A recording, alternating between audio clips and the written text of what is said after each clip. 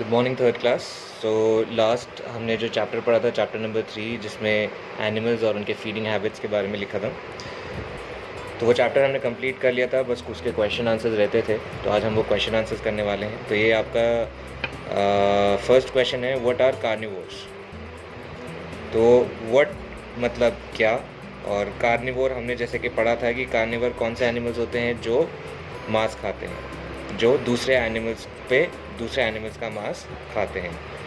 तो इसको हम ऐसे लिखेंगे, तो इसको हम इस तरह लिख सकते हैं, carnivores are those animals which eat flesh यानी कि मांस ऑफ अदर एनिमल्स। ऑफ का मतलब होता है का, तो और दूसरे एनिमल्स, अदर मतलब का दूसरे एनिमल्स का मांस खाने वाले एनिमल्स को कार्निवोर्स कहते हैं।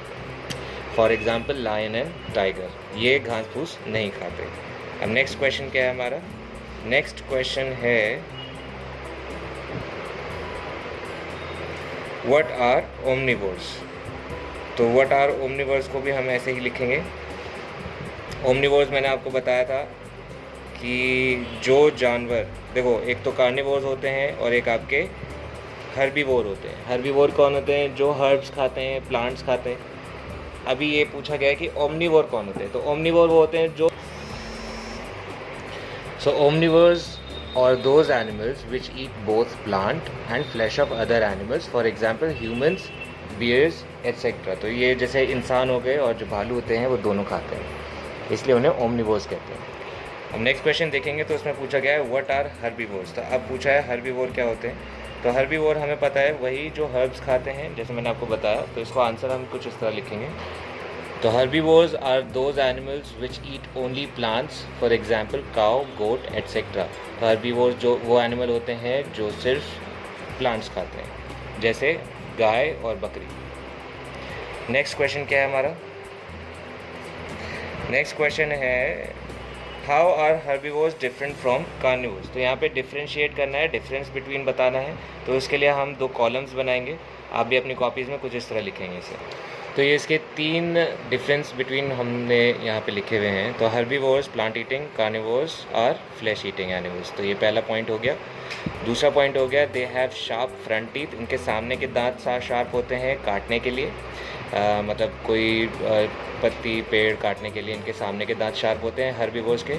और they have sharp front teeth and side teeth.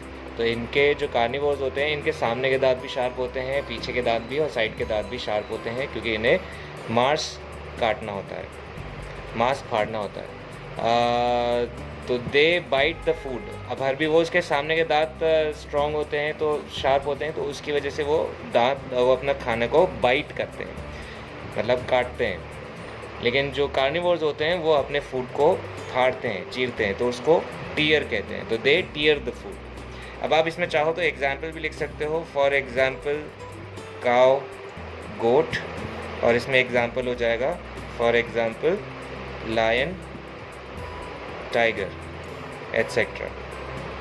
ठीक है, तो यहाँ पे ये आपका आंसर ये आप अपनी कॉपीज़ में लिख लेंगे। इसको अगर आप पॉज करके लिखना चाहते हैं पॉज कर सकते हैं। लास्ट क्वेश्चन जो है आपका, तो food chain, what is the food chain, ये आपका लास्ट क्वेश्चन है। अ food chain shows how all living things get their food. तो फूड चेन दिखाता है कैसे हर लिविंग थिंग को उसका खाना मिलता है। गेट मतलब मिलना। Some animals eat plants and some eat other animals. कुछ एनिमल्स खाते हैं प्लांट्स और कुछ खाते हैं दूसरे जानवरों को। It starts with a plant and ends with an animal. तो ये फ्लो चार्ट भी आपको बनाना होगा। ये चार्ट मैंने बनाया, ये फूड चेन का ये चार्ट है। यहाँ पे आप फूड चेन इसकी हेडिंग दे सकते हैं। ठीक है, तो ये स्टार्ट किससे हो रहा है? प्लांट। सबसे पहला कंज्यूमर कौन है? सबसे पहले कौन खा रहा है? प्लांट खा रहा है। सन कुछ खाता है? नहीं। तो पहला कंज्यूमर कौन है? प्लांट। फिर प्लांट को कौन खा रहा है? इंसेक्ट। इंसेक्ट को कौन खा रहा है? हमारा एक छोटा एनिमल जो कि फ्रॉग है। फिर फ्रॉग को स्नेक खाता है और स्नेक को उससे बड़ा एनिमल खाता है, ईगल कह लो, वल्चर कह लो, है ना। तो इस तरह ये फूड चेन चलता है। स्टार्ट होता है प्लांट से और एंड करता है एनिमल पे। ठीक है, तो इसको हम फूड चेन कहते हैं, इस जिससे पता चलता है कि कौन से जानवर किसको खा रहा है और किस जानवर को कौन खा रहा है। ठीक है, तो यहाँ पर आपका ये चैप्टर ख़त्म होता है। आई होप आप लोगों को समझ में आया होगा, और अगर आप लोगों को कोई फिर भी कोई डाउट है तो आप पूछना चाहते हैं, आप स्कूल भी आके पता कर सकते हैं, टीचर्स आपके लिए अवेलेबल हैं। और जो भी काम आपको मिला है उसको अगले ही दिन आपको PDF बना के भेजनी है, वरना आपका अटेंडेंस नहीं लगेगा। तो प्लीज़ मेक श्योर कि आप लोग अपने अटेंडेंस के लिए अपना काम डेली भेजें। Thank you.